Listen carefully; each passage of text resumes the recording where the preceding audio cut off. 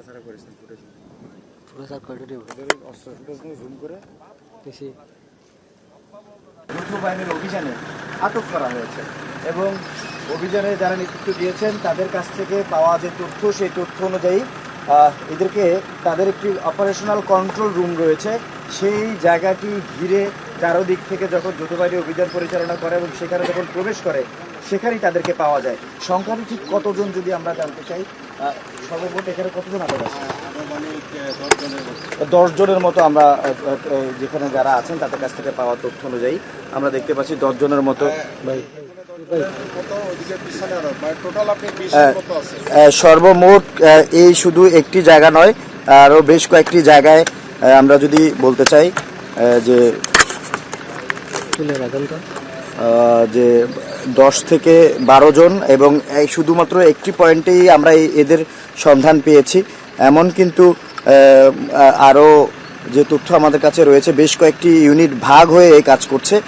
সেই জায়গাগুলোতে মূলত যে তথ্য সেই তথ্য অনুযায়ী আরও কয়েকজন গ্রেপ্তার থাকতে পারে এবং তাদের কাছে আসলে কি উদ্ধার হয়েছে সেটা সর্বশেষ যখন অভিযান পরিচালনার শেষে যখন আমাদেরকে আনুষ্ঠানিকভাবে ব্রিফিং করা হবে তখন হয়তো আমরা জানতে পারবো। এখন যদি আমরা বলতে চাই সেটা হচ্ছে যে এই কয়েকজনকে আমরা দেখছি যে এই যে পিছনের যে পাহাড়ের মেঠো পথ, সেই মেঠো পথ ধরে যৌথ বাহিনী আমরা দেখছি এখানে পুলিশ, র্যাব, এপিবিএন এর সদস্যরা যেমন রয়েছে, বর্ডার গার্ডের সদস্যরা এখান থেকে বের হতে আমরা দেখেছি।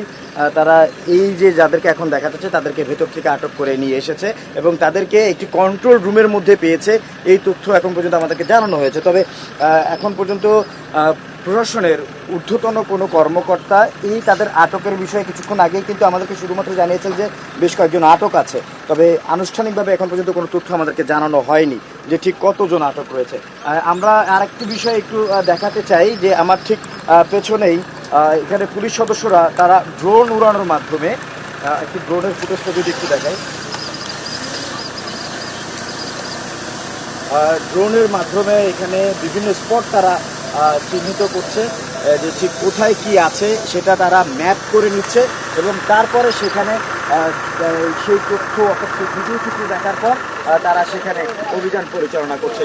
আমরা ড্রোন আকাশে থাকতে থাকতে এই যে আসামিদেরকে অর্থাৎ যাদেরকে অভিযুক্ত হিসেবে এখন অ্যারেস্ট করা হয়েছে, আটক করা হয়েছে, তাদেরকে এখান থেকে যে নিয়ে যাওয়ার, আটক করে নিয়ে যাওয়ার যে দৃশ্য সেটা আমরা সরাসরি সেই অভিযানের ভেতর থেকে আমরা তাদের সাথে থেকে আমাদের যারা দর্শকরা রয়েছেন যমুনা টেলিভিশনের তাদেরকে দেখানোর চেষ্টা করছি।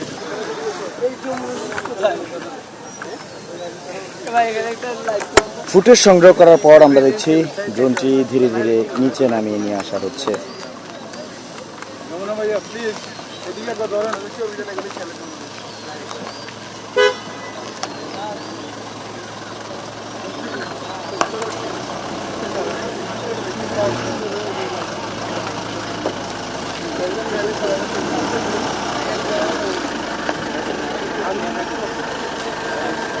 আমরা বিজিবি সদস্যদেরকে দেখতে পাচ্ছি এই অভিযানে তারাও অংশগ্রহণ করেছে।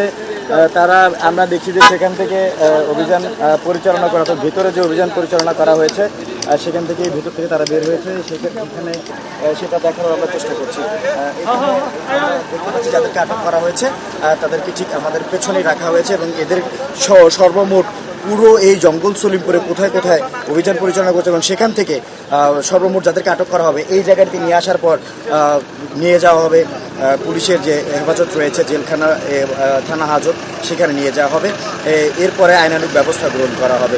আমরা এভাবে পুরো জঙ্গল সলিমপুরের ভেতরে কোথায় কোথায় অভিযান পরিচালনা করছে, কোথায় কি দেখতে পাচ্ছি সবই কিন্তু আমরা এটা লাইভে সংযুক্ত হয়ে দেখানোর চেষ্টা করছি। ধন্যবাদ দর্শক।